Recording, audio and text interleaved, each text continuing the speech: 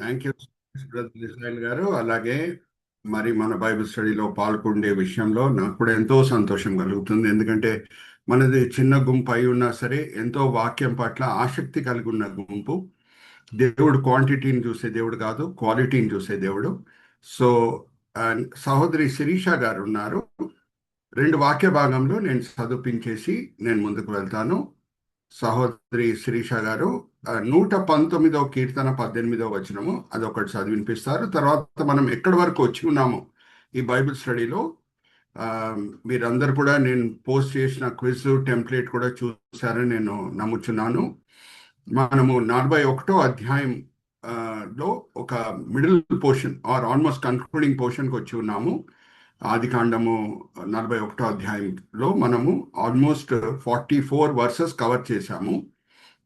సహోదరి శిరీష గారు 119వ కీర్తన 18వ వచనం చదివిన తర్వాత 41వ అధ్యాయం ఆది కాండము 44 నుంచి చివరి వచనం వరకు కూడా చదివినిపిస్తారు. ఓవర్ టు సిస్టర్ శిరీష గారు. నేను నీ ధర్మశాస్త్రం నందు ఆశ్చర్యమైన సంగతులను చూచున్నట్లు నా కన్నులు తెరువు. అలాగేమా 41వ అధ్యాయము 44వ వచనం నుంచి చివరి వచనం వరకు చదివినిపించేమా.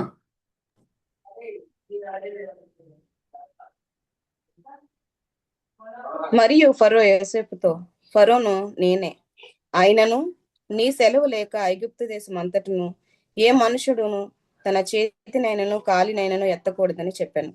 మరియు ఫరో యోసేపునకు జత్నప నేహు అనే పేరు పెట్టి అతనికి ఓను యొక్క యాజకుడైన పోతీఫరు కుమార్తెయగు అసనెతు నిచ్చి పెండ్లి చేశాను. యోసేపు బయలుదేరి ఐగుప్తు దేశం అంతటా సంచరించాను. యోసేపు ఐగుప్తు రాజు అయిన ఫరో ఎదుట నిలిచినప్పుడు 30 సంవత్సరములు ఆడై ఉండెను. 30 సంవత్సరముల వయసు అయి ఉండేను, అది జ్ఞాపకం పెట్టుకోండి. Okay, continuous. అప్పుడు యోసేపు ఫరో ఎదుట నుండి వెళ్లి ఐగుప్తు దేశం అంతటా సంచారం చేశాను. సమృద్ధిగా పంట పండిన 7 సంవత్సరములలో భూమి బహు విరివిగా పండెను. ఐగుప్తు దేశం అంతనున్న 7 సంవత్సరముల ఆహారం అంతయు అతడు సమకూర్చి ఆయా పట్టణములలో దాన్ని నిల్వ చేశాను. ఏ పట్టణం చుట్టూ నుండి పొలము యొక్క ధాన్యము ఆ పట్టణం అందే నిల్వ చేశాను.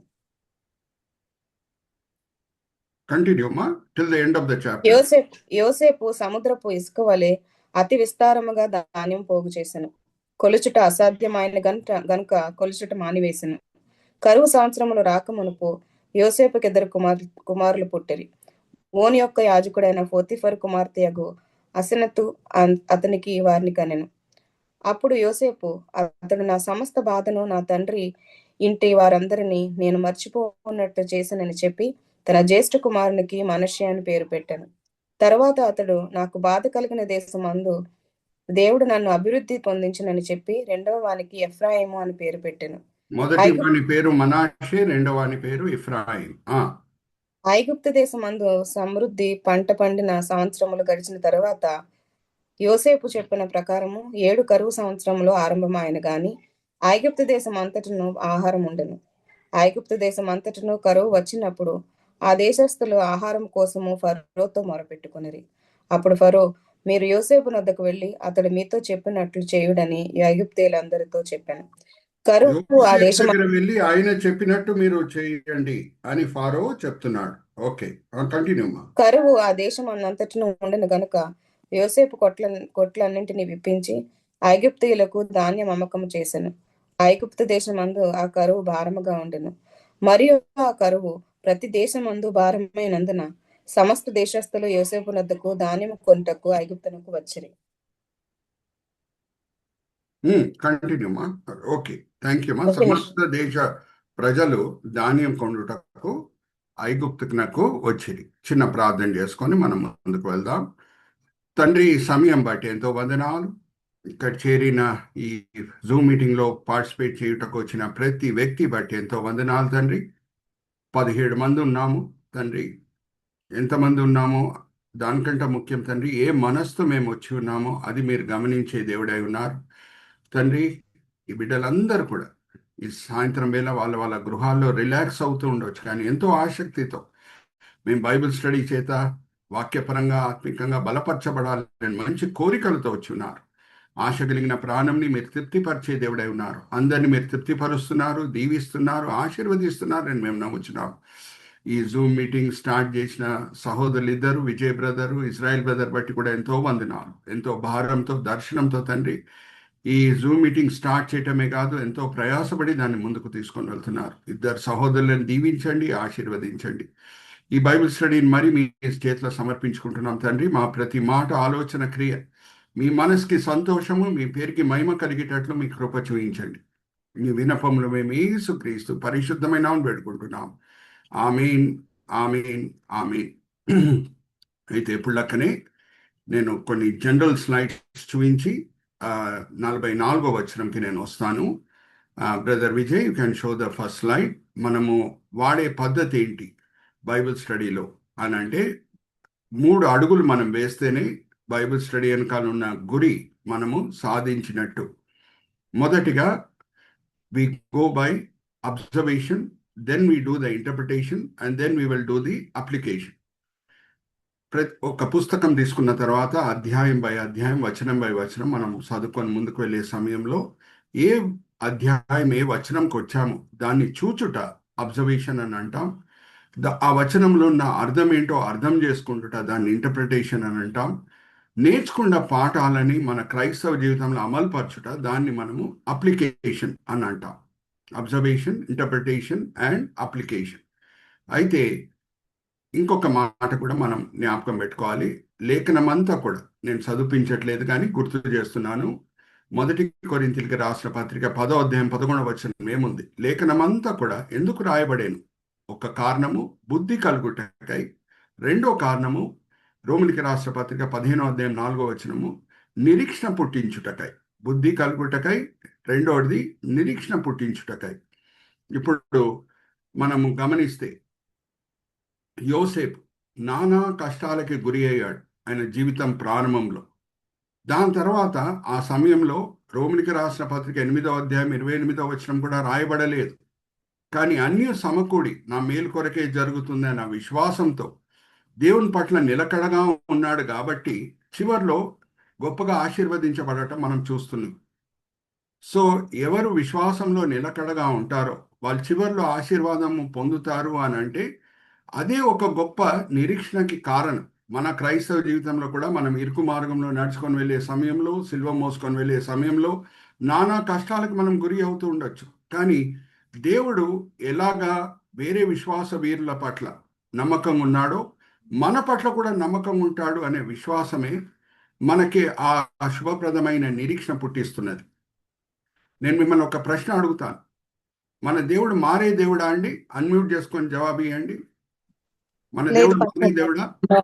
మారని దేవుడు, మారని దేవుడు. ఆ వాక్య భాగం కూడా మనం చదువుకుందాము. మలాకీ గ్రంథం 3వ అధ్యాయం 6వ వచనం చదవమ్మా శిరీష. మలాకీ గ్రంథం 3వ అధ్యాయం 6వ వచనం బైబిల్స్ అండర్లైన్ చేసుకోండి. యెహోవానైన నేను మార్పు లేని వాడను, మార్పు లేని వాడను. ఇప్పుడు యోసేపు పట్ల దేవుడు నమ్మకంగా ఉన్నాడు అని అంటే మన పట్ల కూడా నమ్మకంగా ఉంటాడు. యోసేపు కష్టంలో ఎదురైనప్పుడు దేవునికి విరోధంగా తిరుగుబాటు చేయలేదు. దేవునితో సంబంధము ఆయన తెంపుకోలేదు. నాకు ఈ దేవుడే కావాలి, కష్టాలున్నా సరే నాకు యెహోవా దేవుడే కావాలి అని నిలకడగా ఉన్నాడు కాబట్టి చివరిలో ఆశీర్వదించబడాడు.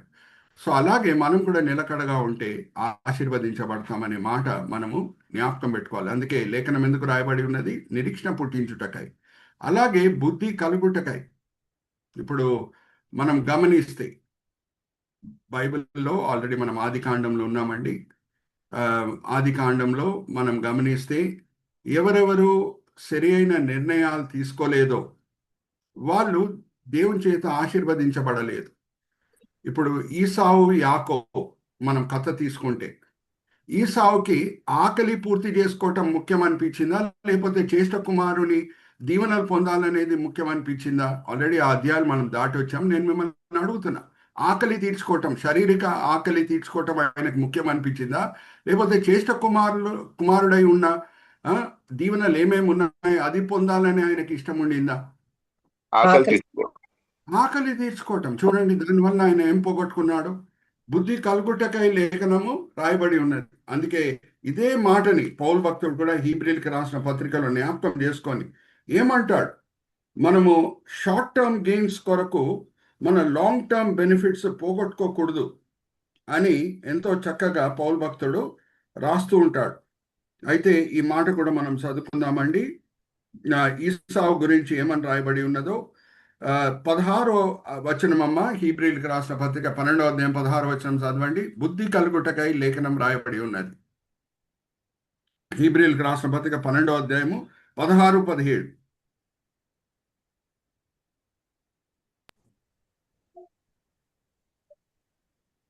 హీబ్రీలకు రాసిన పత్రిక 12వ అధ్యాయము 16, 17. ఒక పూట కూటి కొరకు తన జ్యేష్ఠత్వపు హక్కును అమ్మివేసిన ఏసావు వంటి భ్రష్టుడినైనను వ్యభిచారినైనను ఉండునేమో అని జాగ్రత్తగా చూచుకొనుడి. ఏసావు ఆ తర్వాత ఆశీర్వాదం పొందగోరి కన్నీళ్లు విడిచుచు దానికోసము శ్రద్ధతో వెదికినను మారు మనసు పొందని అవకాశము దొరకక విసర్జింపబడిననియు మీరెరుగుదురు. బుద్ధి కలుగుటకై రాయబడి ఉన్నది. సో ఇది మనం జ్ఞాపకం పెట్టుకుందాం. ఎందుకంటే ఈ బైబిల్ స్టడీకి పునాది అనేది మనం ఎప్పుడు గుర్తు చేసుకుంటూ ఉంటాము. ఎందుకు బైబిల్ స్టడీ, ఎందుకు లేఖనం రాయబడి ఉన్నది? ఒక కారణము బుద్ధి కలుగుటకై, ఇంకొకటి నిరీక్షణ పుట్టించుటకై. దాని తర్వాత will go to the next line. Brother Vijay, మనము ఏం చేసినా సరే 360 డిగ్రీ పర్స్పెక్టివ్ మనము తీసుకుంటాం. 360 డిగ్రీ పర్స్పెక్టివ్ అంటే మీకు తెలుసు, నేను అప్పుడప్పుడు జూయిష్ బైబిల్ కామెంటరీస్ నుంచి కూడా మిద్రాష్, టార్గమ్, టాల్మడ్, ఇంకా జాషేర్ అనే పుస్తకం కూడా ఉంది. అక్కడి నుంచి కూడా కొన్ని విషయాలు మనకి క్రైస్తవులుగా మనకి తెలియని విషయాలు కూడా నేను మీ ముందు తీసుకొని వస్తూ ఉంటాను. అంటే ఒక సబ్జెక్ట్ తీసుకుంటే లోతులో వెళ్ళుట, ఒక సబ్జెక్ట్ తీసుకుంటే దాని లోతులో వెళ్ళి కంప్లీట్గా అర్థం చేసుకుంటుట, ఆ సందర్భంతో కూడిన అన్ని విషయాలు చూసి మనం పాఠాలు నేర్చుకుంటుట, దాన్ని 360 డిగ్రీ పర్స్పెక్టివ్ అని అంటారు. ఇప్పుడు ఉదాహరణకి అనుకుందాం, దితోపదేశ కాండం 23వ అధ్యాయానికి మనం వస్తే అక్కడ మొదటి 4 వచనాల్లో ఏమని రాయబడి ఉన్నదంటే మోయాబీలు శపించబడిన వాళ్ళు అని అక్కడ రాయబడి ఉన్నది. సో మోయాబీలు అందరూ కూడా శాపంకి గురి అయ్యారా అనే విషయం బట్టి మనం ప్రశ్న వేసుకుంటే, రూత్ గ్రంథంకి వస్తే మనం ఏం చూస్తున్నాం? దేవుణ్ణి మనస్ఫూర్తిగా ఎన్నుకున్న రూత్ దీవించబడుతుంది. Hallelujah, praise the Lord. మోయాబీలు ఎందుకు శపించబడారు అని అంటే, ఒక దేశంగా ఇజ్రాయేలీలు వాళ్ళు ఎప్పుడు ప్రయాణమై ఐగుప్తు నుంచి కానాన్ దేశం వైపు నడుచుకొని వెళ్ళే సమయంలో ఏమైంది అని అంటే, ఒక సందర్భం వచ్చింది. ఆ సందర్భంలో వాళ్ళు మోయాబ్ దేశం దాటి వెళ్ళాలి అని అంటే చుట్టూ తిరిగి వెళ్ళటము వాళ్ళకి చాలా కష్టము. మేము మోయాబు దేశం ద్వారా వెళ్ళిపోతాం, మేము నీళ్లు కూడా కొని తాగుతాం అని అన్నప్పుడు కూడా వాళ్ళు అనుమతించలేదు. ఇంకా మిదియాన్ రాజు అయిన బాలాక్తో కలిసి వాళ్ళు బైలాంని వాడి వీళ్ళని శపించటకు ప్రయత్నించారు. కాబట్టి దేవుడు ఏమన్నారంటే, ఏ మోయాబీయుడు అన్నా నా ఆలయం లోపల వచ్చుటకు వీల్లేదు అని అన్నాడు. కానీ దాంతో మనం ఒక తీర్పు తీసుకోవడానికి లేదు, ఒక ఫైనల్ కంక్లూషన్కి వచ్చేటకు లేదు. ఎందుకంటే ఆ మోయాబు దేశంలో ఎవరన్నా నిజమైన దేవుణ్ణి నిజమైన మనసుతో వెతుకుతే మన దేవుడు కర్ణించే దేవుడు అనే మాట మనకి రూత్ గ్రంథంలో తెలుస్తుంది. So that is called taking a 360 degree perspective. And also నేను అప్పుడప్పుడు మిద్రాష్, టార్గమ్, టాల్మడ్, జూయిష్ బైబిల్ కామెంటరీస్, జాషేర్ అనే పుస్తకం, జాషేర్ అనే పుస్తకం ఎక్కడ రెఫర్ అయిందండి? మనం చూస్తే యెహోషువ గ్రంథం 10వ అధ్యాయంలో జరిగిన గొప్ప అద్భుతం ఏమనంటే, యెహోషువ ప్రార్థన చేసినప్పుడు సూర్యుడు ఆగిపోయాడంట. ఆ రోజు సన్సెట్ లేదు, సూర్యుడు అలాగే ఆగిపోయాడంట. సో ఆ వివరాలు మరి ఎక్కడ రాయబడి ఉన్నాయి అని మనం చూస్తే జాషేర్ పుస్తకంలో కూడా రాయబడి ఉన్నది అనే మాట మనం చదువుకోవచ్చు. ఒకసారి చదవమ్మా, 10వ అధ్యాయం 12వ వచనం, యెహోషువ గ్రంథం 10వ అధ్యాయము 13వ వచనం చదవమ్మా. యెహోవా ఇశ్రాయేలు ఎదుట అమోరీయులను అప్పగించిన దినమున ఇశ్రాయేలు వినిచుండగా యెహోషువ యెహోవాకు ప్రార్థన చేసెను. సూర్యుడా, నీవు గిబియోనులో నిలువము, చంద్రుడా, నీవు అయ్యాలోను లోయలో నిలువము, జనులు తమ శత్రువుల మీదకి పగ తీర్చుకుని వరకు సూర్యుడు నిలిచెను, చంద్రుడు ఆగెను అను మాట యాషారు గ్రంథంలో రాయబడి ఉన్నది. సో ఇదంతా కూడా జూయిష్ రాబాయిస్ దగ్గర ఉంటుంది. ఈ జాషేర్ అనే పుస్తకము ఇవన్నీ కూడా వాళ్ళ దగ్గరే ఉంటుంది. సో కొన్ని విషయాలు మనకి సరిగా అర్థం కావాలి అని అంటే ఈ మనం జూయిష్ రాబాయిస్తో ఇంటరాక్ట్ అవుతే వాళ్ళు కూడా మనం రెస్పెక్ట్ఫుల్గా ఉంటే వాళ్ళు కూడా రెస్పెక్ట్ఫుల్గా మనకి ఆన్సర్స్ ఇస్తారు. నేను యూజువల్గా రెండు జూయిష్ రాబాయ్ పోర్టల్స్ వాడతాను. ఒకటి aish.com, ఇంకొకటి chabad.org. నేను చాలా ప్రేమపూర్వకంగా రెస్పెక్ట్ఫుల్గా వాళ్ళని క్వశ్చన్స్ అడిగితే వాళ్ళు కూడా చాలా రెస్పెక్ట్ఫుల్గా ఆన్సర్స్ ఇస్తూ ఉంటారు. జస్ట్ మిమ్మల్ని ప్రోత్సహించడానికి నేను చెప్తున్నాను ఈ మాటలు. ఏమనంటే ఒక దినం వాళ్ళు నన్ను అడిగారు, మీరు హైదరాబాద్లో ఒక సినగాగ్ ఉందా, సమాజ మందిరం ఉందా, మీరు అక్కడ వెళ్తున్నారా అని నన్ను అడిగారు. నేను క్రైస్తవుని అని వాళ్ళకి తెలియదు. అయితే నాకు చక్కని అవకాశం దొరికింది మనస్విప్పి నా సాక్ష్యం పంచుకుంటుటకు. యూదులతో నేను ఎలాగ క్రైస్తవుని అయ్యాను, యేసుని ఎలాగ అంగీకరించాను అనేది వివరంగా నేను వాళ్ళకి రాయటం జరిగింది. 4 పేజ్ లెటర్ నేను రాయటం జరిగింది. నా సాక్ష్యం పంచుకున్నాను, ప్రార్థనపూర్వకంగా పంచుకున్నాను. ప్రభా, ఇది వాళ్ళు చదివినప్పుడు వాళ్ళ మనస్సులు కదిలింపబడాలి. వాళ్ళు మిమ్మల్ని ఇంకా మెస్సయ్యగా అంగీకరించలేదు, కానీ ఈ లెటర్ చదివినప్పుడు వాళ్ళ మనస్సులు కదిలింపబడాలని నేను రాశాను. నేను ఎదురు చూస్తున్నాను ఎలాగ వాళ్ళు రిప్లై ఇస్తారని. రిప్లై ఇచ్చారు. మేము నమ్ముతున్నామండి, దేవుడు మీతో పాటు ఉన్నారు అని వాళ్ళు రిప్లై ఇచ్చారు. కానీ దాంతో వాళ్ళు ఆగిపోలేదు, మాతో కూడా ఉన్నారండి దేవుడు అని చెప్పారు. Very good, praise the Lord.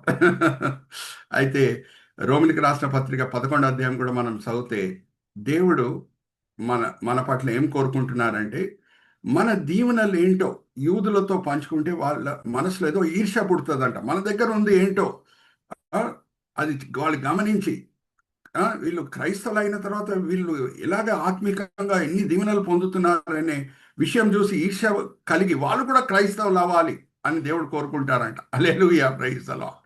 So నేను వాళ్ళతో పంచుకునేది ఏంటంటే రెస్పాన్స్లో జాగ్రత్త వినండి. మీరు గొప్ప పని చేశారు దేవుని కొరకు, ఆలయం కట్టారు, చాలా గొప్ప కార్యం. కొత్త నిబంధనలో ఆయన కృప చేత, యెహోవా దేవుని కృప చేత మేము దేవుని పిల్లలంగా ఎంచబడుతున్నాం, మేమే దేవుని ఆలయమై ఉన్నాం అని చెప్పాను నేను. Praise the Lord. సో దానికి వాళ్ళు ఏం రెస్పాండ్ కాలేదు. కానీ ఈ మాటలు నేను ఎందుకు చెప్తున్నానంటే ఏమన్నా మనకి పాత నిబంధనలో డౌట్స్ వస్తాయి, రెస్పెక్ట్ఫుల్గా మనము జూయిష్ రాబాయిస్తో ఇంటరాక్ట్ అవుతే వాళ్ళు కూడా రెస్పెక్ట్ఫుల్గా మనకి ఆన్సర్స్ ఇస్తారు. So with this in background మనము నెక్స్ట్ స్లైడ్కి వెళ్దాము. నేను ఆల్రెడీ అవుట్లైన్ ఇచ్చానండి. అన్ని పీతో కూడిన సబ్హెడింగ్స్ నేను వాడాను 41st చాప్టర్లో. జస్ట్ ఒక బ్రీఫ్ రీక్యాప్ చేసేసి మనం 44th వర్స్కి వచ్చేద్దాం. Brother Vijay, let's go to the next slide. Next slide.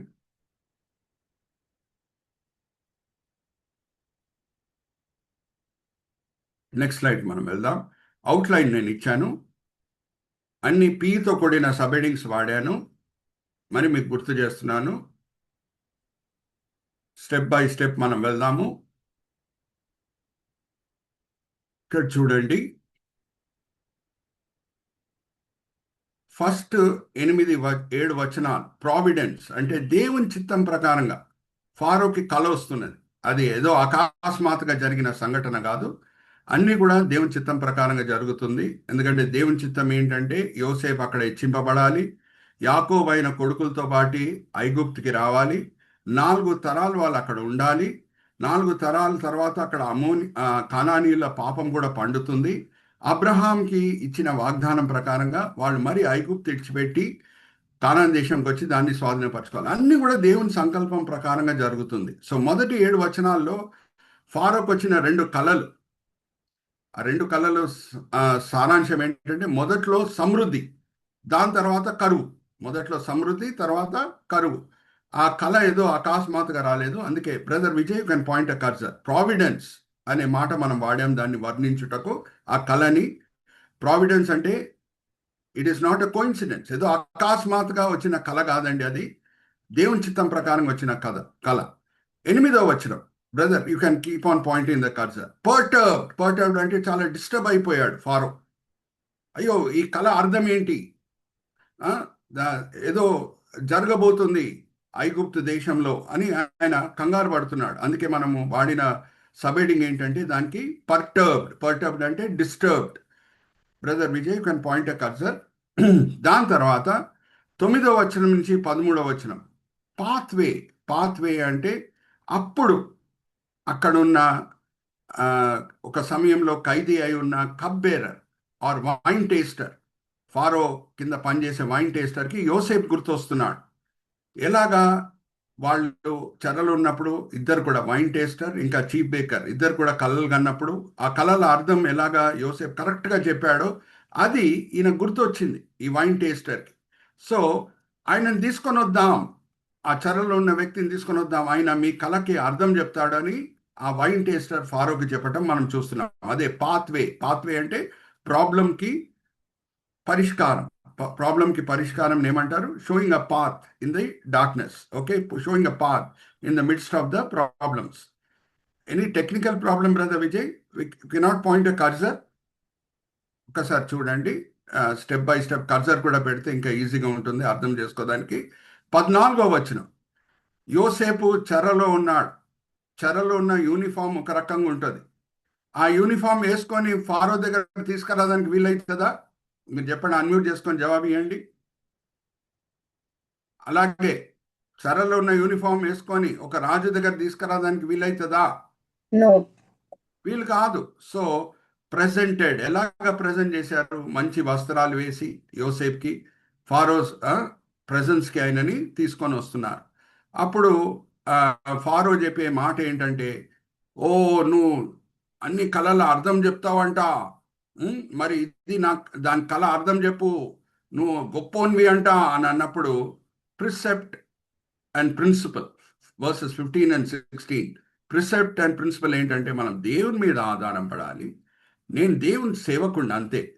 నేను దేవుని మీద ఆధారం పడితే దేవుడు నాకు బయలుపరిచింది నేను మీకు బయలుపరుస్తాను అని ఎంతో సాత్వికంతో యోసేపు చెప్పటము 15-16 వచనాల్లో మనం చూసాం. సో 17 నుంచి 32 వచనం, ప్లెంటీ అండ్ పాసిటీ అంటే మొదట్లో సమృద్ధి, తర్వాత కరువు, దాంతో కూడిన ఫుల్ ఇంటర్ప్రిటేషన్ కళ విన్న తర్వాత యోసేపు ఇస్తున్నాడు. ఇచ్చేసి ఆయన ఇచ్చిన సలహా prompting brother versus 33 to 36 prompting ఎంత చక్కగా ఇప్పుడు విజయ్ బ్రదర్ కర్సర్ పెట్టి చూపిస్తున్నారు చూడండి. ఇప్పుడు మీకు ఇంకా ఈజీగా అర్థమవుతుంది. కర్సర్ పెట్టినప్పుడు ప్రాంప్టింగ్ అంటే యోసేఫ్ ఇప్పుడు సలహా ఇస్తున్నాడు ఫారోకి. ఇప్పుడు సమృద్ధి కలిగినప్పుడు, 7 సంవత్సరాల సమృద్ధి కలిగినప్పుడు మీరు కొన్ని జాగ్రత్తలు పాటించండి.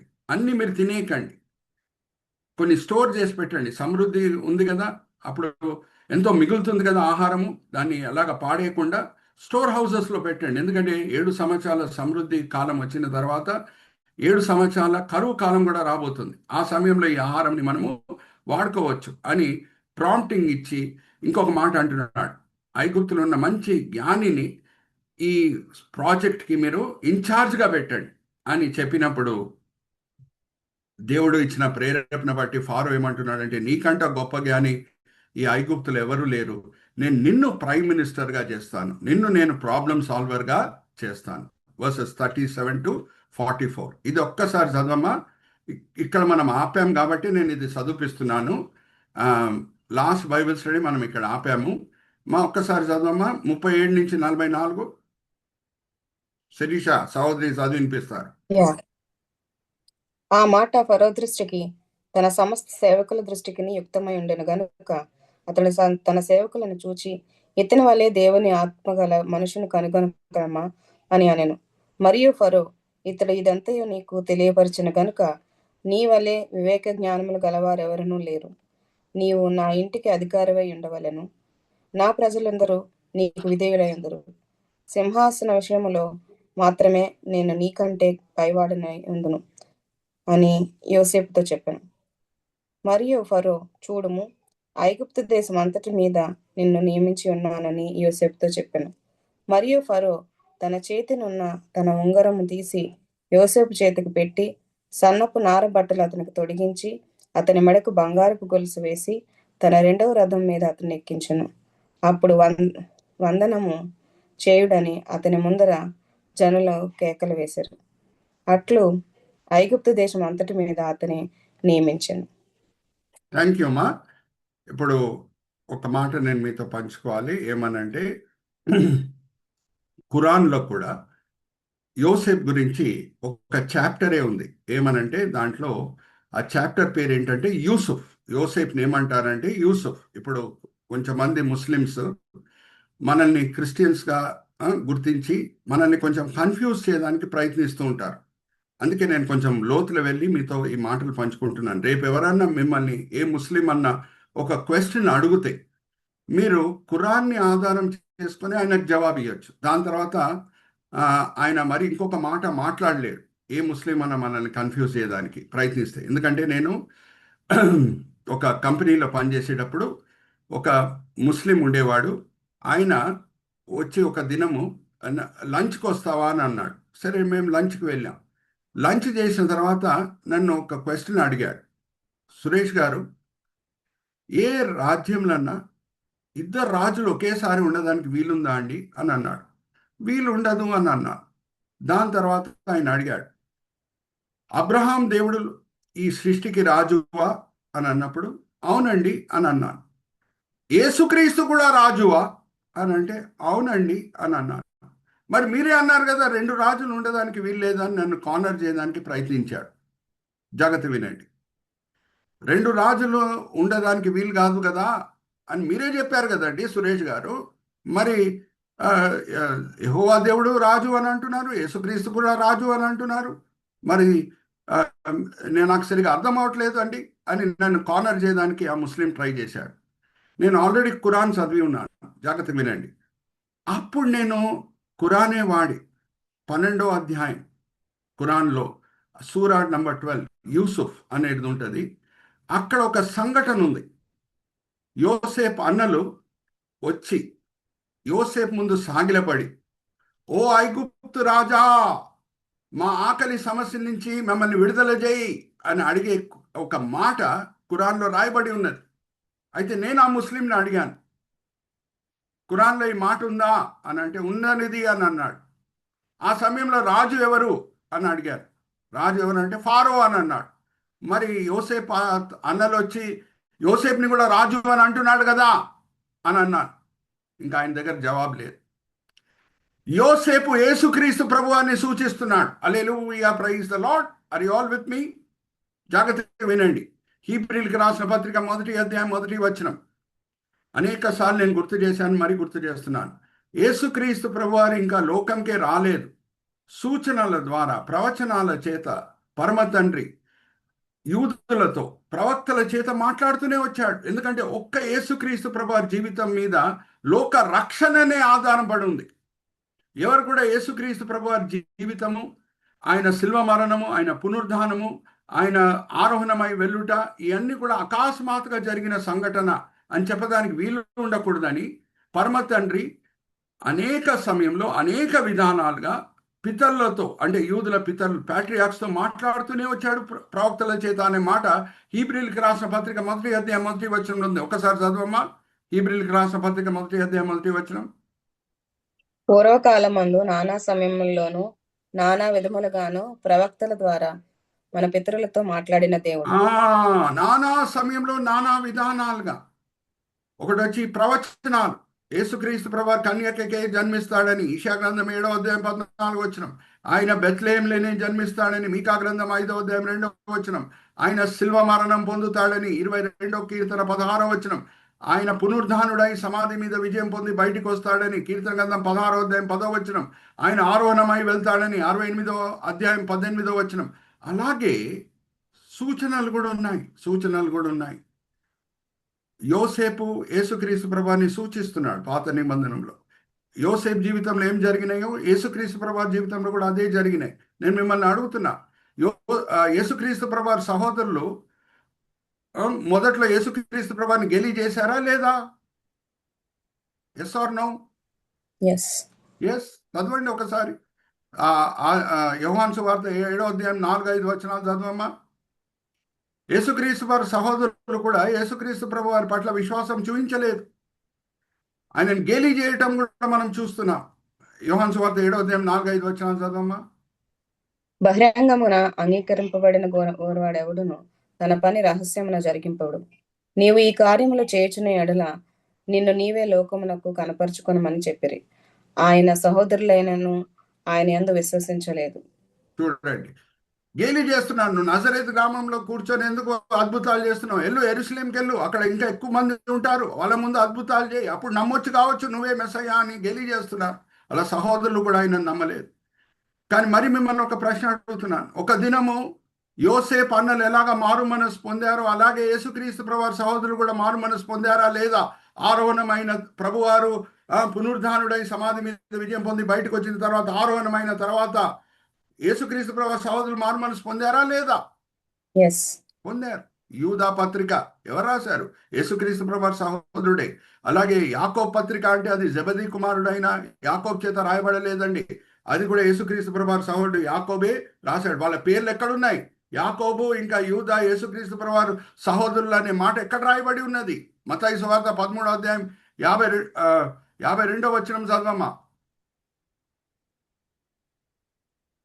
వాళ్ళ సహోదరుల పేరు అక్కడ రాయబడి ఉన్నది. ఆయన అందువలన పరలోక రాజ్యంలో శిష్యులుగా చేరిన ప్రతి శాస్త్రియు. మా 55వ వచనంకి వచ్చేమా. ఇతడు వడ్లవాని కుమారుడు కాడా అని అతని తల్లి పేరు మరియ కాదా? యాకోబు, యోసేపు, సీమోను, యూదా అని వారు ఇతని సహోదరులు కారా? వీళ్ళు యాకోబు యూదా పేర్లు అక్కడ రాయబడి ఉన్నాయి. సో వాళ్ళే ఆ పత్రికలు కూడా రాశారు మారు మనసు పొందిన తర్వాత. ఎన్నో పోలికలు మనం చూడొచ్చు. యేసుక్రీస్తు ప్రభువారు వెంటనే రక్షకుడుగా ఈ లోకంకి నియమించబడా? శ్రమల ద్వారా ప్రయాణమైన తర్వాతనే ఈ లోకంకి రక్షకుడుగా నియమించబడా? అడుగుతున్నా మిమ్మల్ని, అన్మ్యూట్ చేసుకొని చెప్పండి. శ్రమల ద్వారా ప్రయాణమై వెళ్ళిన తర్వాత. యోసేపు కూడా వెంటనే ఐగుప్తు దేశంకి ప్రైమ్ మినిస్టర్ అయిపోయాడా, లేకపోతే అనేక శ్రమలు ఎదుర్కొన్న తర్వాత ప్రైమ్ మినిస్టర్ అయ్యాడా? చెప్పండి. అనేక శ్రమలు. So there are so many parallels, there are so many similarities. ఇది ప్రేమపూర్వకంగా మనం ముస్లిమ్స్ ఫ్రెండ్స్కి మనము చూపించాలి. మీ ఖురాన్లోనే రాయబడింది, ఒక సమయంలో రెండు రాజులు ఈ లోకంని ఒక దేశంని పరిపాలించడాన్ని మనము చూపించవచ్చు. ఎందుకంటే యూసుఫ్ అనే చాప్టర్ ఖురాన్లో కూడా ఉంది. అక్కడ యోసేపు సహోదరులు వచ్చి యోసేపుని ఓ రాజా అని మాట పలికి అడ్రస్ చేస్తున్నారు. ఆ సమయంలో ఫారో ఉన్నా సరే. ఓకే, ఇంకా ఎన్నో పోలికలు ఉన్నాయి యేసుక్రీస్తు ప్రభువారికి యోసేపుకి, అవన్నీ కూడా నేను తెలియజేస్తాను. అయితే ఎవరికి పెళ్లి చేసి ఇస్తున్నాడు? 45వ వచనంకి మనం వద్దాము. 45వ వచనం చదివిన తర్వాత ఆదికాండం 37వ అధ్యాయం 1-2 వచనాలు కూడా సహోదరి శిరీష చదివినిపిస్తారు. నేను బ్రాకెట్స్లో పెట్టాను చూడండి. ఎవరికి పెళ్లి చేసి ఇస్తున్నాడు? ఇప్పుడు నేను కొంచెం లోతులు వెళ్తున్నాను. టార్గమ్, మిద్రాష్, టాల్మడ్ అక్కడి నుంచి తీసుకున్న మాటలు నేను మీ ముందు ఈరోజు పంచుకోబోతున్నాను. అలాగే జాషేర్ పుస్తకం, అన్నిటి నుంచి నేను కొన్ని ఇప్పటివరకు తెలియని కొన్ని విషయాలు, బహుశా క్రైస్తవులకి తెలియని విషయాలు నేను మీతో పంచుకోబోతున్నాను. ఒకసారి 45వ వచనం చదవమ్మా. అలాగే ఆదికాండం 37వ అధ్యాయం 1-2 వచనాలు కూడా చదువు. మరియు ఫరో యోసేపునకు జపత్ననేహు అను పేరు పెట్టి అతనికి ఓను యొక్క యాజకుడైన పోతీఫరు కుమార్తెయగు అసనేతిని ఇచ్చి పెళ్లి చేశాను. జాగ్రత్త వినండి. అసనేతిని పెళ్లి చేసి ఇచ్చాను. ఆయన పెట్టిన పేరు అది ఒకసారి ఇంగ్లీష్ బైబిల్లో కూడా బ్రదర్ విజయ్ చూపించగలిగితే అది దాని అర్థం ఏమీ కాదు. దాని అర్థం ఏంటంటే రివీలర్ ఆఫ్ సీక్రెట్స్. ఆ టైటిల్ ఇచ్చాడు చూడండి ఫారో రాజు యోసేఫ్కి, రివీలర్ ఆఫ్ సీక్రెట్స్ అంటే రహస్యాల్ని బయలుపరిచే వ్యక్తి. సో ఆ పేరు ఇచ్చి పెళ్లి చేసిస్తున్నాడు. ఇప్పుడు నేను ఇంకొక స్లైడ్కి వెళ్తున్నానండి. నేను మిమ్మల్ని అడుగుతున్నాను ఒక ప్రశ్న. మత్తయి సువార్త 2వ అధ్యాయంలో వచ్చిన జ్ఞానులు వాళ్ళు మంచోళ్ళేనా చెడ్డోళ్ళ? అంత దూరం ప్రయాణం చేసి వస్తున్నారు. మంచోళ్ళ చెడ్డోళ్ళ? చెప్పండి. పాఠాలు నేర్చుకుంటూ ఉంటాం వాళ్ళ ద్వారా. మంచోళ్లే కదండి. సో వాళ్ళు ఏం చెప్తున్నారు? మత్తయి సువార్త 2వ అధ్యాయం 1-2 వచనాలు చదవమ్మా. వాళ్ళు ఆస్ట్రాలజర్స్ అంటే మీకు తెలుసు, నక్షత్రాలను చూసి ఆ నక్షత్రాల పొజిషన్స్ని చూసి ఏం జరగబోతుందో వాళ్ళు భవిష్యవాణి చేస్తూ ఉంటారు. వాళ్ళనే ఆస్ట్రాలజర్స్ అని అంటాం. సో వాళ్ళు ఆ, బాబిలోన్ దేశంకి చెందిన వాళ్ళు అని బైబిల్ పండితులు అంటారు. దానియేలు కూడా అక్కడ చాలా పేరు పొందాడు. రాబోయే దినంలో ఏం జరగబోతుందంతా కూడా దానియేలు వివరించుట ఆ బాబిలోన్ చరిత్రలో ఉండిపోయింది. సో 70 వారాల ప్రవచన కూడా దానియేలు ఆయన పుస్తకంలో రాశాడు. దాని ప్రకారంగా మెస్సయ్య ఎప్పుడు వస్తాడు అనే మాట కూడా ఈ జ్ఞానిలు, దానియేలుని చాలా రెస్పెక్ట్ చేసిన జ్ఞానిలు, బాబిలోన్లో ఉన్న జ్ఞానిలు బా దానియేలు పట్ల చాలా రెస్పెక్ట్ ఉంది కాబట్టి మెస్సయ్య రక్షకుడు వస్తాడు అనే మాట కూడా వాళ్ళు ఎంతో ఆశతో ఎదురు చూస్తున్నారు. సో వాళ్ళు ఆకాశం వైపు చూసినప్పుడు ఆశ కలిగిన ప్రాణంని దేవుడు తృప్తిపరుస్తారు. ఆశ కలిగిన ప్రాణంని దేవుడు తృప్తిపరుస్తాడంటే ఏం చూపించారంట దేవుడు? మెస్సయ్య పుట్టి ఉన్నాడు ఇజ్రాయిల్లో అని అంటే. ఒకసారి brother next go to the next slide. ఆ స్టార్ మనం చూద్దామా? అలాగే సహోదరి శిరీష మత్తయి సువార్త 2వ అధ్యాయం 1-2 వచనాలు చదువుతారు. ఎంత చక్కగా కర్సర్ బిల్డ్ కూడా పెట్టి చూపిస్తున్నారు చూడండి విజయ్ బ్రదర్. ఇంకా వాళ్ళు ఒంటే లెక్కలేదండి. ఎప్పుడు మన వైస్ మ్యాన్ అంటే సవారీ చేసి రావటం, ఒంటెల మీద సవారీ చేసి రావటం మనం చూస్తుంటాం. కాదు, ఒంటెల మీద సవారీ చేసి వచ్చినప్పుడు వాళ్ళకి ఆ నక్షత్రం కనిపించలేదు. కనిపించుంటే స్ట్రైట్ బెత్లెహేంకి వెళ్ళిపోయేవారు వాళ్ళు. ఎందుకు యెరూషలేంకి వచ్చారు? అదే నక్షత్రం కనిపించుంటే హేరోదు రాజుతో మాట్లాడిన తర్వాత, శాస్త్రుల ద్వారా తెలుసుకున్న తర్వాత మెస్సయ్య బెత్లెహేంలో పుడతాడని ఆ రాజభవనం నుంచి వచ్చిన తర్వాత మరి ఆ నక్షత్రం వాళ్ళకి కనిపించింది. వాళ్ళు బాబిలోన్ నుంచి ఇజ్రాయెల్ దేశం వచ్చేటప్పుడు నక్షత్రం కనిపించలేదు. కానీ నక్షత్రం ఎప్పుడు కనిపించింది? వాళ్ళు బాబిలోన్లో ఉన్నప్పుడు. అందుకే వాళ్ళు ఇక్కడ చూడండి పిక్చర్లో వాళ్ళు ఒంటె మీద సవారీ అయి రావటం నేను చూపించట్లేదు. బాబిలోన్లో ఉన్నప్పుడు ఆ నక్షత్రం చూశారంట. ఒకసారి చదవమ్మా మత్తయి సువార్త 2వ అధ్యాయం 1-2 వచనాలు. రాజైన హేరోదు దినముల యందు యోదయ దేశపు బెత్లెహేములో యేసు పుట్టిన పిమ్మట, ఇదిగో తూర్పు దేశపు జ్ఞానులు యెరూషలేమునకు వచ్చి, యూదుల రాజుగా పుట్టినవాడు ఎక్కడున్నాడు? తూర్పు దిక్కున మేము ఆయన నక్షత్రము చూచి ఆయనను పూజింపవచ్చితమని చెప్పారు. ఒక విచిత్రమైన నక్షత్రం మేము చూసాము. దాన్ని బట్టి మేము అర్థం చేసుకుంటున్నాము మెస్సయ్య పుట్టాడు ఇక్కడ అని. వాళ్ళ ప్రయాణంకే ఎంతో రోజులు పట్టింది. ఏ రోజు యేసుక్రీస్తు ప్రభువారు పుట్టారో ఆ రోజే వాళ్ళు రాలేదు. అక్కడ ఏ రోజు ప్రభువారు పుట్టారో అక్కడ వాళ్ళకి నక్షత్రం కనిపించింది. ప్రయాణం చేసి వచ్చేటప్పటికి ఎంతో సమయం గడిచిపోయింది. దాంట్లో వల్ల యేసుక్రీస్తు ప్రభువారు శిశువు అయి ఉన్నప్పుడు వాళ్ళ తల్లిదండ్రులు యెరూషలేంకి తీసుకొని వెళ్ళి ఆయనను సున్నతి చేసి తీసుకొని వచ్చారు. అక్కడ బలిలు అర్పించారు. అంతా కూడా జరిగిపోయింది. Okay, anyway coming to the main point. ఇప్పుడు యోసేపు యేసుక్రీస్తు ప్రభువారిని సూచిస్తున్నాడు అని అంటే జాగ్రత్తగా వినండి. మరి ఐగుప్తు దేశంలో ఉన్న ఆస్ట్రాలజర్స్ జ్ఞానిలు ఆయన గురించి చెప్పరా అడుగుతున్నా మిమ్మల్ని.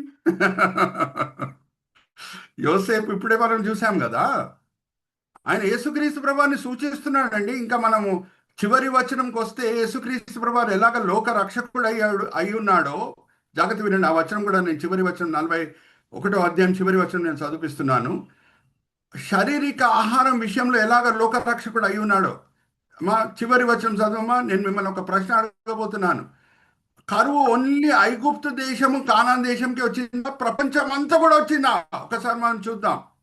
41వ అధ్యాయం చివరి వచనం చదవమా. మరియు ఆ కరువు ప్రతి దేశమందు భారమైనందున సమస్త ప్రతి దేశము, హల్లెలూయా, ప్రైజ్ ద లార్డ్. ప్రతి దేశంలో కరువు వచ్చింది కాబట్టి ఆ సమయంలో సమస్త దేశస్థులు యేసోబునొద్ద ధాన్యము కొనుటకు ఐగుప్తునకు వచ్చారు. అరే ఆ సమయంలో యేసుని సూచించే యోసేపు ఆహారము ఇచ్చే విషయంలో రక్షకుడై ఉన్నాడు. యేసుక్రీస్తు ప్రభువారు ఆత్మిక ఆహారం ఇచ్చే విషయంలో ఆయనే జీవాహారం ఎలాగ అయి ఉన్నాడో, యోసేపు ప్రపంచం అంతా కూడా కరువు వచ్చినప్పుడు శారీరక ఆహారం ఇచ్చే విషయంలో రక్షకుడై ఉన్నాడు. నేను చెప్పాను కదా యేసుక్రీస్తు ప్రభువారికి యోసేపుకి సూచనలు ఉన్నాయని.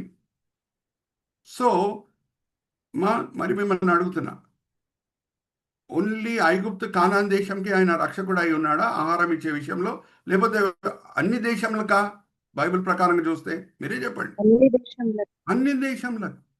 సో అటువంటి వ్యక్తి గురించి మరి ఐగుప్తు ఉమ్, జ్ఞానిలు, ఆస్ట్రాలజర్స్ ఏం చెప్పకుండా ఉంటారా?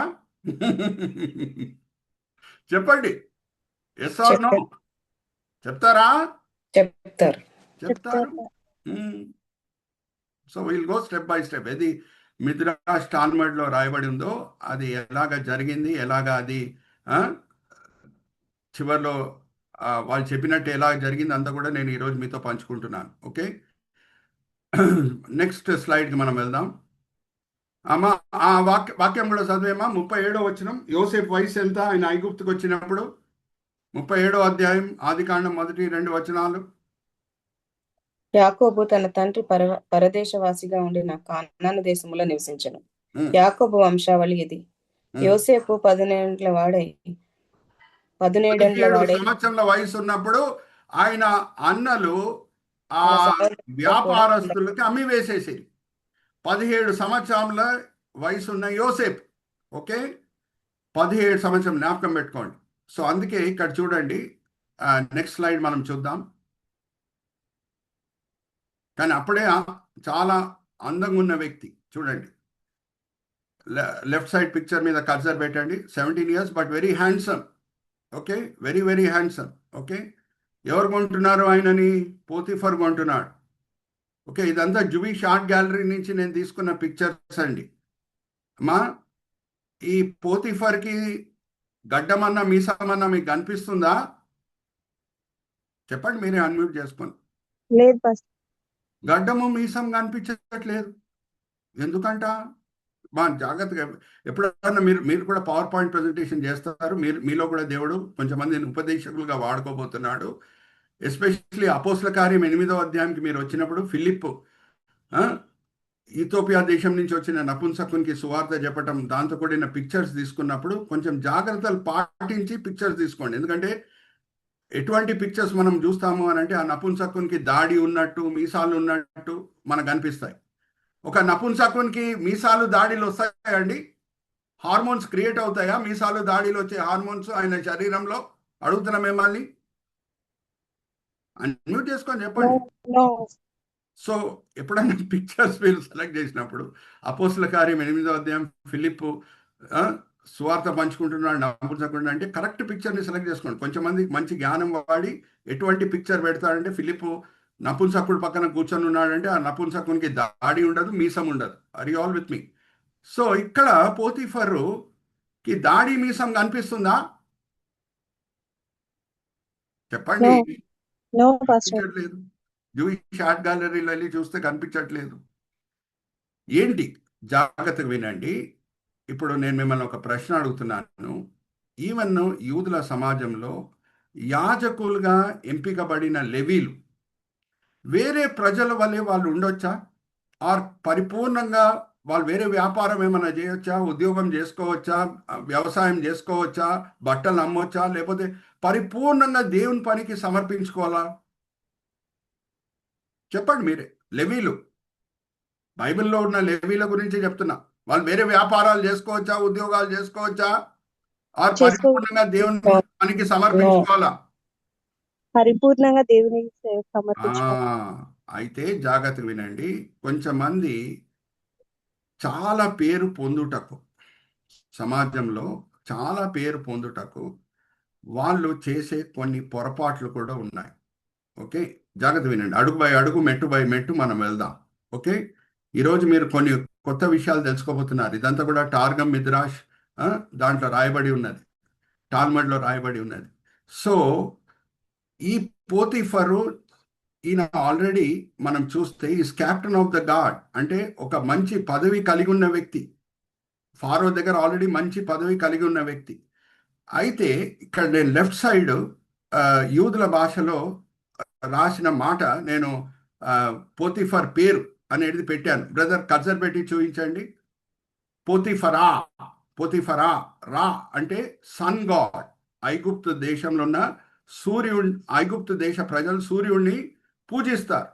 రా అంటే సన్ గాడ్. ఓకే, సో ఈ హీబ్రీ భాషలో ఏం రాయబడి ఉన్నదో దాని అర్థం ఏంటంటే ఈ వ్యక్తి ఈ పేరు కూడా పొందుతున్నాడు అని అంటే ఆయన ఈ సన్ గాడ్కి ఏమై ఉన్నాడు? యాజకుడై ఉన్నాడు. యాజకుడై ఉన్నాడు. ఇంకా ఎవరు ఆ పదవి కోరుకుంటున్నారో ఫారో అడుగుతాడు, ఎవరు మీరు యాజకులై ఉండాలని కోరుకుంటున్నారో ఈ సన్ గాడ్కి అంటే చాలా మంచి పేరు, చాలా ఉన్నతమైన పేరు సమాజంలో. ఆ సన్ గాడ్కి ఎవరన్నా యాజకుడై ఉండాలంటే ఈయన ఆల్రెడీ మంచి పదవి పొంది ఉన్నాడు, కానీ ఈయన దురాశ చూడండి, నేను అది కూడా అవ్వాలి, I should become the priest of sun god అని ఫారో దగ్గర వెళ్ళి నేను అవుతాను అని అంటే అప్పుడు ఐగుప్తు ఆచారాల ప్రకారంగా, సమాజ ఆచారాల ప్రకారంగా ఆయన నపుంసకుడు అవ్వాలి, లేకపోతే ఈ cannot be the priest of sun god. Are you all understanding? నపుంసకుడు అవ్వాలి. సో ఈయన నపుంసకుడయ్యాడు. ఎవరు? పోతిఫరు. కానీ అప్పటికే జాగ్రత్తగా వినండి, ఆయన నపుంసకుడు అయిన ముందే ఆయన భార్యకి ఒక కూతురు పుట్టింది. ఆమె పేరే ఆసనాత్. ఆమె పేరే ఆసనాత్. యోసేపు ఆమెనే పెళ్లి చేసుకుంటున్నాడు. ఇప్పుడే మనం చదువుకున్నాం కదా, మా చదువు 46 వచనం. మరి ఇంకొకసారి చదువు. ఈ పోతీఫరా ఆ పోతీఫర్ ఒకరే. మరియు భాషలో ఇదే మాట వాడబడి ఉంది. మనం ఇంగ్లీష్ బైబిల్లో వాళ్ళు ఏదో పొరపాటు చేసి పోతీఫరా అని పెట్టారు, అక్కడ పోతీఫర్ అని పెట్టారు. కానీ హీబ్రీ బైబిల్లో వెళ్తే అక్కడ కూడా పోతీఫరే, ఇక్కడ కూడా పోతీఫరే. చదవమ్మా 46వ వచనం. మరియు ఫరో యోసేపునకు జబత్ననేహు అని పేరు పెట్టి అతనికి ఓను యొక్క యాజకుడైన పోతీఫర ఆ కుమార్తెనకు అసన్నెత్తునిచ్చి పెండ్లి చేశాను. ఆ పోతీఫరు ఈ పోతీఫరా ఒక్కడే. ఇప్పుడు జాగ్రత్తగా వినండి. జూయిష్ రాబాయిస్ కి వాళ్ళ హిస్టరీ మనకంట బాగా తెలుసు. సో వాళ్ళ హిస్టరీ వాళ్ళ నోటి నుంచే మనం వింటే, వాళ్ళ హిస్టరీ గురించి మనం చదివితే టాల్మడ్ టార్గమ్ మిద్రాష్లో ఏమని రాయబడి ఉన్నది అని అంటే, మొదట్లో ఈయన నపుంసకుడు కాదు, పెళ్ళయింది, ఆసనాథ్ కూడా పుట్టింది. దాని తర్వాత యోసేపు అక్కడ వచ్చినప్పుడు, యోసేపులో ప్రత్యేకత చూసినప్పుడు ఆయన ఏం ముట్టినా సరే బంగారం అయిపోతుంది అనేది పోతిఫర్ చూశాడు అని అంటే, జాగ్రత్త వినండి, పోతిఫర్ చూశాడు, దేవుడు ఈయనతో పాటు ఉన్నాడు, ఈయన ఏం ముట్టినా సరే బంగారం అయిపోతుంది, మిడాస్ టచ్ కలిగి ఉన్నాడు అని చూస్తే పోతిఫర్ భార్య చూడదా? అది అడుగుతున్నా మిమ్మల్ని. ఏం చేసినా సరే విజయమే విజయం, ఏం చేసినా సరే సఫలమే సఫలం. పోతిఫర్ గమనిస్తే పోతిఫర్ భార్య గమనించదా? చెప్పండి. గమనిస్తుంది. ఇద్దరు ఒకే ఇంట్లో ఉన్నారు కదా. సో ఈమె అరే ఈడేదో శ్రేష్టమైన వ్యక్తి అని గమనించి ఆస్ట్రాలజర్స్ దగ్గర వెళ్ళి ఈయన ఫ్యూచర్ ఏంటో అడిగింది. జాగ్రత్త వినండి. పోతిఫర్ భార్య వెళ్ళి అడిగింది, ఏంటి ఈయన ఏంటి అని అంటే, ఆ ఆస్ట్రాలజర్స్ చెప్పింది ఏంటంటే, మీ కుటుంబంతో ఆయన సంబంధం కలిగి ఉంటాడు, దాని వలన ఆయన మీ కుటుంబంతో సంబంధం కలిగి ఉన్నాడు కాబట్టే మీ కుటుంబము గొప్పగా ఆశీర్వదించబడుతుంది, చరిత్రలో ఉండిపోతుంది అని ఆస్ట్రాలజర్స్ చెప్పారు. జాగ్రత్త వినండి. ఆస్ట్రాలజర్స్, ఈజిప్షియన్ ఆస్ట్రాలజర్స్ చెప్పింది ఏంటంటే, యోసేపు మీ కుటుంబంతో సంబంధం కలిగి ఉంటాడు, దాని వలన మీ కుటుంబము సదాకాలం అందరు కూడా జ్ఞాపకం పెట్టుకుంటారు అని చెప్పినప్పుడు ఆమె యోసేపు దగ్గర రావటం స్టార్ట్ చేసింది. అరే యోసేపుతో సంబంధం పెట్టుకుంటే నా పిల్లలు పుడతారు కదా, వాళ్ళు చరిత్రలో ఉండిపోతారు. అక్కడి నుంచి ఆమెకు ఆశ పుట్టింది యోసేపు దగ్గర రావాలని. ఆల్రెడీ హస్బెండ్ నపుంసకుడు. ఈమె యోసేపు దగ్గర ఆ ఆస్ట్రాలజర్స్ మాట విన్న తర్వాత ఆకర్షింపబడటం స్టార్ట్ అయింది. Are you all with me? దాని తర్వాత ఏం జరిగిందో, యోసేపు ఎలాగా ఆమె దగ్గర నుంచి పారిపోయాడో అదంతా కూడా మనకు తెలుసు.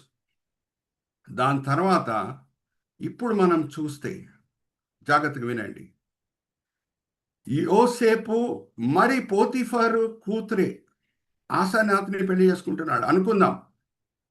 యోసేపు అక్కడ వచ్చినప్పుడు ఆయన వయసు ఎంత? 18 అనుకుందాం, 17, 18 ఆల్రెడీ మనం చదువుకున్నాం. ఆయన ప్రైమ్ మినిస్టర్ అయ్యే సమయంలో ఆయన వయసు ఎంత? 30. చదువుమా, అదే 46, 47 వచనం చదువు. యోసేపు ప్రధానమంత్రి అయినప్పుడు, ఆయన పెళ్లి అయినప్పుడు ఆయన వయసు ఎంత? యోసేపు బయలుదేరి ఐగుప్తు దేశం అంతటా సంచరించెను. యోసేపు ఐగుప్తు రాజైన ఫరో ఎదుట నిలిచినప్పుడు 30 సంవత్సరములు గలవాడై ఉండెను. 30 సంవత్సరాలు. అయితే అనుకుందాం, పోతిఫర్ కూతురు ఆసెనాత్ ఇక్కడ యోసేపు వచ్చినప్పుడు జస్ట్ ఆమె వయసు 10 సంవత్సరాలే అనుకుందాం. యోసేపు దగ్గర దగ్గర 12 సంవత్సరాలు ఎక్కడున్నాడు? చెరలో ఉన్నాడు. సో ఆసెనాత్ పోతిఫర్ కూతురు అప్పుడు అనుకుందాము 8 వయసు అనుకుందాం, 12 సంవత్సరాలు ఆమె వయసు ఎంత అయిపోతుంది? 20. 10 సంవత్సరాలు అనుకుందాం, 12 సంవత్సరాలు ఆమె వయసు ఎంత అయిపోతుంది? 22. Are you all with me? పెళ్లి చేసుకున్నాడు. మనాషే, ఇఫ్రాయిం పుట్టారు. మనాషే, ఇఫ్రాయింని ఎవరన్నా మర్చిపోగలుగుతారా? Let's go to the next slide. చరిత్రలో ఎలాగ ఉండిపోతున్నారో ఒకసారి మనం చూద్దాం. కానాన్ దేశాన్ని ఇశ్రాయేలీలు స్వాధీనపరుచుకున్నారు అని అంటే ఆ సమయంలో ఉన్న నాయకుడు యెహోషువ ఇఫ్రాయిం గోత్రంకి చెందిన వ్యక్తి. Hallelujah, praise the Lord. Brother cursor పెట్టి చూపించండి. ఇఫ్రాయింకి పుట్టిన వ్యక్తి పేరు బిరియా, బిరియాకి పుట్టిన వ్యక్తి పేరు రెఫా, రెఫాకి పుట్టిన వ్యక్తి పేరు ఎలీషమా, ఎలీషమాకి పుట్టిన వ్యక్తి పేరు నూను, నూను కుమారుడైన యెహోషువ. ఇంకొక విషయం, ఒక పెద్ద యుద్ధంలో ఆయుధాలు కూడా వాడకుండా ఒక ఆయన గెలుస్తున్నాడు. ఒక చేతిలో బూరుంది, ఇంకొక చేతిలో ద్విటి ఉంది. ఎవరు గుర్తు వస్తున్నాడమ్మా మీకు? పరిపూర్ణంగా దేవుని శక్తి మీద ఆధారపడి యుద్ధం గెలిచిన వ్యక్తి. చేతిలో ఆయుధాలు కూడా లేవు. ఒక చేతిలో బూరు ఉంది, ఇంకొక చేతిలో ద్విటి ఉంది. ఎవరు? నెహెమ్యా. మర్చిపోయారా? మర్చిపోతున్నారా? గిదియోను. హల్లెలూయా, ప్రైజ్ ద లార్డ్. గిదియోను ఏ వంశావళికి చెందిన వ్యక్తి? ఏ గోత్రంకి చెందిన వ్యక్తి? మనాషే గోత్రంకి చెందిన వ్యక్తి. Hallelujah, praise the lord. ఎప్పటి వరకు బైబిల్ ఉంటుందో యెహోషువని మర్చిపోయేటోళ్ళు ఉండరు, గిదియోన్ని మర్చిపోయేటోళ్ళు ఉండరు. వాళ్ళ పితరులు ఎవరు అంటే ఇఫ్రాయిము, మనాషే. తల్లి ఎవరు అంటే ఆసెనాతు, పోతిఫర్ కుటుంబంకు చెందిన వ్యక్తి. Hallelujah, praise the Lord. So astrologers, ఐగుప్తు ఆస్ట్రాలజర్స్ చెప్పిన మాటలు పోతిఫర్ భార్యకి నిజంగా నెరవేర్చబడిందా లేదా? Yes or no? Yes. Hallelujah, praise the Lord. మా ఈ విషయాలు ఎవరికి తెలియదమ్మా. యూదుల జూయిష్ బైబిల్ కామెంటరీస్కి వెళ్తేనే ఈ రహస్యాలన్నీ కూడా బయటపడతాయి. ఆర్ యు ఆల్ విత్ మీ? అందుకే నేను ఈవెన్ పిక్చర్స్ కూడా జూయిష్ ఆర్ట్ గ్యాలరీదే చూపిస్తున్నాను. మీరు వేరే ఎక్కడైనా వెళ్ళి చూస్తే పోతిఫర్కి గడ్డం ఉన్నట్టు, మీసం ఉన్నట్టు మీకు కనిపిస్తుంది. ఓకే, సో జాగ్రత్తగా వినండి.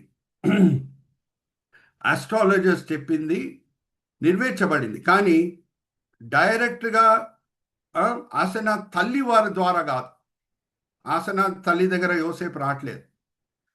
ఆసెనాత్తో పెళ్లి చేసుకుంటున్నాడు 12 సంవత్సరాల తర్వాత, చెరలో ఉన్న తర్వాత మనాషే, ఇఫ్రాయిము పుడుతున్నారు. మనాషే, ఇఫ్రాయింని ఎవరు కూడా మర్చిపోలేరు. యెహోషువ పేరు ఎప్పటి వరకు బైబిల్లో ఉంటుందో, గిదియోన్ పేరు ఎప్పటి వరకు బైబిల్లో ఉంటుందో, ఎవరు కూడా ఇఫ్రాయింని, మనాషేని మర్చిపోదానికి వీల్లేదు. ఇంకా ఆసెనాథ్ని కూడా మర్చిపోదానికి వీల్లేదు. ఎందుకంటే వీళ్ళ పితరులు ఎవరు? యెహోషువ, గిదియోన్ పితరులు ఎవరు? ఇఫ్రాయిము, మనాషే. Are you all understanding? Are you all with me? So let's go back to the outline brother. అవుట్లైన్కి వెళ్దాం. అవుట్లైన్. సో ఇక్కడ చూడండి, 45వ వచనంకి మనం వచ్చాము. పార్ట్నర్షిప్ అంటే లైఫ్ లాంగ్ పార్ట్నర్షిప్ ఏమంటాం? పెళ్ళి అని అంటాం. సో యోసేపుకి యేసుక్రీస్తు ప్రభు వారికి ఉన్న ఇంకొక పోలిక ఏంటంటే, జాగ్రత్తగా వినండి, సంఘంలో ఓన్లీ యూదులు ఉన్నారా? అడుగుతున్నా మిమ్మల్ని. సంఘం అంటే ఓన్లీ యూదులా? అడుగుతున్నా, చెప్పండి. అన్యులు. అన్యులు ఎక్కువ పాపులేషన్ ఎవరిది? అన్యులు. యోసేపు పెళ్లి చేసుకున్నది ఎవరిని? యూదురాలని కాదు, అన్యురాలైన ఆసేనాథ్. అన్యురాలైన ఆసేనాథ్. ఎన్ని పోలికలు కనిపిస్తున్నాయి చూడండి యోసేపుకి యేసుక్రీస్తు ప్రభు వారికి. సో దాని తర్వాత 46వ వచనం నుంచి మనం చూద్దాము. అంటే ఇంకా నేను అది స్టార్ట్ చేస్తే చాలా లోతులో వెళ్తే మరి టైం అయిపోతుంది. నేను ఇక్కడ ఆగుతున్నాను. ఈరోజు మనం చూసింది 44, 45 వచనాలు. వచ్చే వారం అది కంప్లీట్ చేసేద్దాము. 46 టు అంతా కూడా కంప్లీట్ చేసేద్దాము. కొన్ని లోతైన మర్మాలు ఏది ఎవరికి తెలియదో ఈరోజు నేను మీతో పంచుకున్నాను. ఓకే, నేను చిన్న ప్రార్థన చేసి ఫ్లోర్ తిరిగి బ్రదర్ ఇజ్రాయిల్ గారికి అప్పచెప్తాను. తండ్రి, ఈ సమయం బట్టి ఎంతో వందనాలు. ఇక్కడ చేరిన నమ్మకమైన ఈ చిన్న మంద బట్టి ఎంతో వందనాలు తండ్రి. 21 మంది ఉన్నారు. వాళ్ళు ఈ సమయంలో వాళ్ళ వాళ్ళ గృహాల్లో రెస్ట్ చేసుకుంటూ ఉండొచ్చు, రిలాక్స్ అవుతూ ఉండొచ్చు, కానీ ఎంతో ఆసక్తితో ఈ బైబిల్ స్టడీలో మేము పాల్గొవాలి, బైబిల్ స్టడీ వలన మేము ఆత్మిక మేలు పొందాలని మంచి కోరికలతో వచ్చి ఉన్నారు. మీరు ఆశ కలిగిన ప్రాణంని తృప్తిపరిచే దేవుడై ఉన్నారు. అందరినీ కూడా మీరు తృప్తిపరచున్నారని మేము నమ్ముచున్నాం. నిష్ప్రయోజకమైన మీ దీనదాసుల్ని నించోబెట్టి మీ మహిమార్థమై వాడుకున్నారు తండ్రి. దాన్ని బట్టి నేను మిమ్మల్ని స్తుతిస్తున్నాను. ఈ దినం ఈ వేళ ఈ పూట తండ్రి అనేక పాఠాలు మీరు మాకు నేర్పించున్నారు ఎంతో ఆసక్తితో. బ్రదర్ విజయ్ గారు తండ్రి ఈ అన్నీ కూడా రికార్డ్ చేసి యూట్యూబ్లో కూడా అప్లోడ్ చేస్తున్నారు. సార్వత్రిక సంఘము మేలు పొందేటట్లు మా చిన్న బైబిల్ స్టడీ చేత మమ్మల్ని అందరినీ కూడా ప్రోత్సహించండి. ఈ వీడియోస్ని మేము సర్క్యులేట్ చేసేటట్లు ఈ వినపములు మేము యేసుక్రీస్తు పరిశుద్ధమైన నామమున వేడుకుంటున్నాం. ఆమేన్, ఆమేన్, ఆమేన్.